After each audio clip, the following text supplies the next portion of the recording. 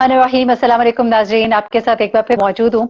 और मैंने आपसे जैसा कि कहा था कि आज हमारे साथ हमारे अवामी नुमाइंदे होंगे। हमारे साथ आज अनलीब अब्बास मौजूद है पाकिस्तान तहरीक इंसाफ से। अनलीब, आपका बहुत शुक्रिया। बहुत सी सियासी बातें हम लोग तो करते हैं टेलीविजन के ऊपर, आप लोग टॉक शोज पे आते हैं और बहुत से सियासी मामला वहाँ पे डिस्कस हो रहे थे, वो भी मैं आपसे पूछूंगी आखिर में। लेकिन इस वक्त जरा वो मामला जो अवाम के दिल के बहुत करीब है, अवामी मसाइल पे थोड़ी सी बात करनी है, क्योंकि आज एक गैरब का सर्वे में देख रही थी और उसमें यह था कि 54% जो तनख्वाहदार तबका है वो बड़ी बुरी तरह से मुतासर हुआ है।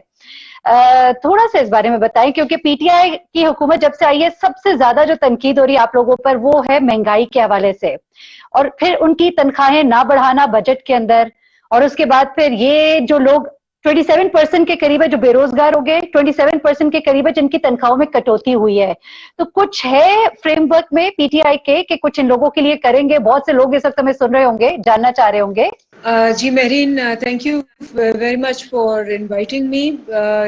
आपको पता ही है कि कोविड की वजह से जो दुनिया का सबसे अमीर मुल्क है उसका नाम अमेरिका है, वहाँ 80% अनएम्प्लॉयमेंट हो गई है और वहाँ भी ये बहुत बड़ा मसला हुआ, बल्कि इंडिया में तो बेरोजगारी बहुत बढ़ गई है। हमने यहाँ सबसे पहले जो काम किया वो अपने निचले तबके को प्रोटेक्ट करना था। आपको याद होगा पाकिस्तान की हिस्ट्री का सबसे बड़ा प्रोग्राम एहसास प्रोग्राम 160 बिलियन का हमने कैश ट्रांसफर किया, और आपको पता है कि पहली दफा ये हुआ कि वो बहुत ट्रांसपेरेंटली हुआ, लोगों को पहुंचा, और ये हिस्ट्री में कभी नहीं हुआ क्योंकि आपने ही प्रोग्राम्स किए हुए, मैं आपके साथ आई हुई हूँ, जहाँ बेनजीर इनकम सपोर्ट प्रोग्राम पे 8 लाख जाली लोगों को पता नहीं कितने साल गरीबों का पेट काट के उनको दिया गया, नाम भी शाया हुए उनके कि किस तरह से किया गया।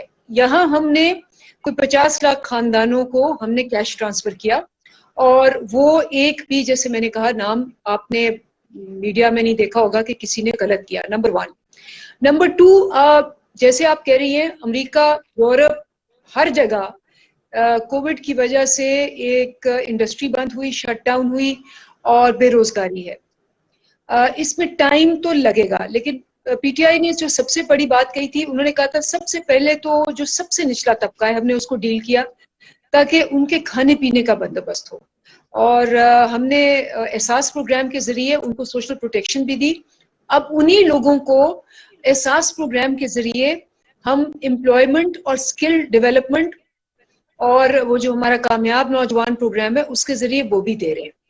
दूसरी बात जो बड़ी इंपॉर्टेंट हुई वो ये थी, फैक्ट्रियां हो गई बंद, एक्सपोर्ट्स जो थी हमारी, तकरीबन आपको पता है 60% इकोनॉमी तो हमारी टेक्सटाइल्स पे चलती है, ऑर्डर्स सारी दुनिया में बंद हो गए, और तकरीबन अमेरिका, इंडिया, बांग्लादेश तो बिल्कुल ही खत्म उन्होंने कर दिया।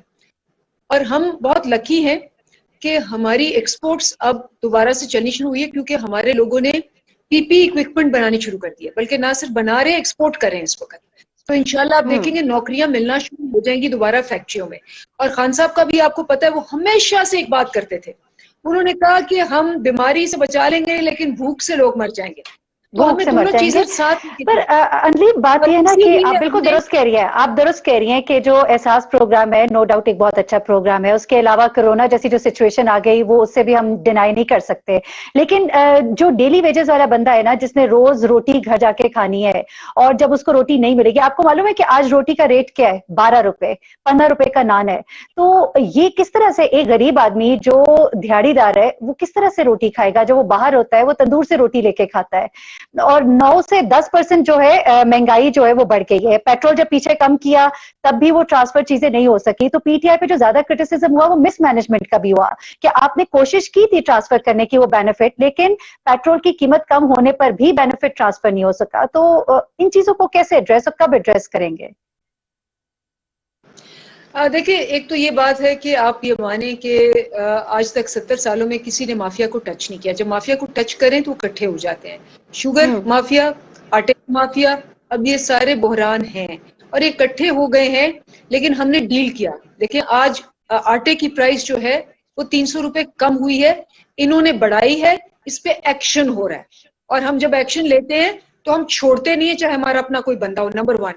दूसरा, हमने स्मॉल मीडियम एंटरप्राइजेस जो कि छोटा दुकानदार है, छाबड़ी वालों को खान साहब ने कहा बिल्कुल नहीं रोकना, कंस्ट्रक्शन वर्कर्स को ताकि वो बेरोजगार ना हो बिल्कुल नहीं रोकना, फसल कटाई को, एग्रीकल्चर को बिल्कुल नहीं रोकना। बड़ी क्रिटिसिज्म हुई हम पे, लेकिन हमने इंडिया की बजाय, जहां लोग मिलियंस में बेचारे सड़कों पे मर गए, और मिलियंस मरे नहीं लेकिन सड़कों पे निकल गए, और उसमें से कुछ लोगों की वफात भी हो गई, हमने ऐसा नहीं होने दिया। और ये भी आप देखें कि स्मॉल मीडियम एंटरप्राइजेस जो हैं, जो दुकानदार हैं, हमने कहा कि 3 महीने का बिजली का किराया आप ना दें, आप 3 महीने का अपने दुकान का किराया ना दें। इस पे नोटिफिकेशंस आई हुई हैं, ताकि लोगों को ये, और हमने कहा कि जिन जिन को आप नहीं निकालेंगे, जो दुकानदार अपने लोगों को नहीं निकालेंगे, हम उनको सब्सिडाइज करेंगे।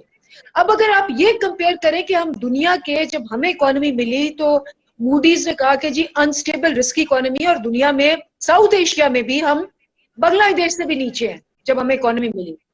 और जो सबसे अमीर मुल्क है आजकल, वो भी एम्प्लॉयमेंट के पीछे रो रहे हैं, अमेरिका, यूरोप, यूके। अच्छा अंदलीब, अभी आपने कहा कि हम हाथ डालेंगे जो जो कर रहा होगा, जिस तरह का भी माफिया उस पे हम हाथ डालेंगे। गंदम का माफिया हो गया, चीनी माफिया हो गया।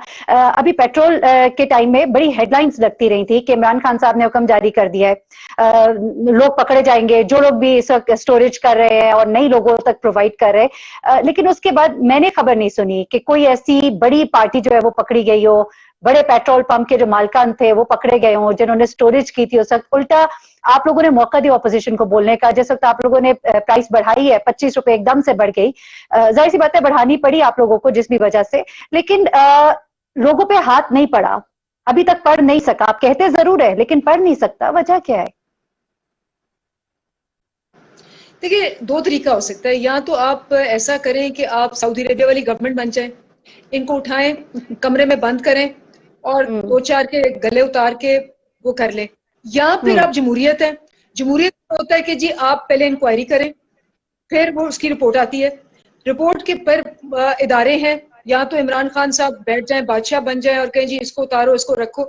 या फिर आप FBI, FIA, जो भी SCCP है, सबको दें कि जी ये कंपनी है, ये कर रही है, हमें ये है, ये हमारी इंक्वायरी कर रही है, जखीरा अंदोजी कर रही है, आप इन पे इल्जाम को प्रूव करें और मुख्तलिफ इदारे इन पे फर्द जुर्म आयद करें, और फिर हम अदालत में जाएं और अदालत इनको सजा दे। आप सही कह रही हैं कि ये लंबा प्रोसेस होता है, लेकिन जमहूरियत में यही होता है।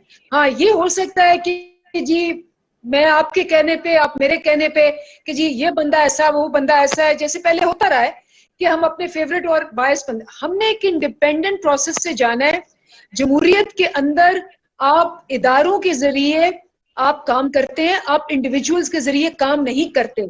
लेकिन ये बात आपकी ठीक है कि हमारे इदारे जितने तबाह हुए हैं पिछले 70 साल में, उनकी इफिशिएंसी, उनकी कैपेबिलिटी, उनकी स्पीड, चाहे वो FBI है, चाहे वो वापडा है, चाहे वो PIA है, चाहे वो CA है, इतना कमजोर और इतनी इनएफिशिएंसी आ गई है कि उस तेजी से, जिस तेजी से हम काम करना चाहते हैं वो नहीं होता। लेकिन उसके लिए रिफॉर्म्स की जरूरत है। रिफॉर्म्स करेंगे तो सारे लोग आपके खिलाफ हो जाते हैं, कहते हैं जी आप बंदों को निकाल रहे हैं। अब अगर फेक डिग्री वाले पायलट हैं और आप उनको निकाल रहे हैं, तो अब कहते हैं जी आपने अपने, लेकिन अंजीब मामलात मिस हैंडल भी तो हुए ना। वो जो आप फेक डिग्रीज की अगर बात कर रहे हैं, वजीर हवाबाजी ने जिस तरह का बयान दिया, उसके बाद कितना सफर करना पड़ा हमारे जितने भी पायलट्स हैं और बैरून मुल्क, खासतौर पे एमिरेट्स में जो कुछ लोग काम कर रहे हैं, उन्होंने मुझे अप्रोच किया। वो बड़े गुस्से में थे। वो कहते हम लोग खान साहब के साथ हमेशा खड़े रहे, हमने हमेशा PTI हुकूमत को सपोर्ट किया, और आज कार्गो तक के अंदर काम करने वाला बंदा जो है उसे निकाल बाहर किया गया क्योंकि उसका ताल्लुक पाकिस्तान से है। क्योंकि आप लोगों का कोई एक ऐसा बयान, मेरे ख्याल से आपके अंदर भी, आपके जो सीनियर रहनुमा है उनको भी इसके ऊपर बहुत तहफ़्फ़ुज़ात थे कि कुछ ऐसी बातें जो उस वक्त नहीं की जानी चाहिए थी। यानी मामलों को मिस हैंडल अगर करेंगे तो मामला तो खराब होंगे ना। मैं इस पे मेरी बिल्कुल आपसे रिक्वेस्ट करूंगी कि आप अवाम के साथ हो।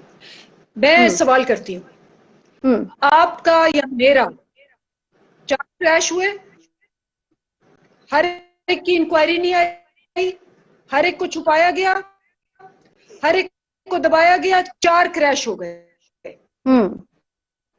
तो अगर मेरा या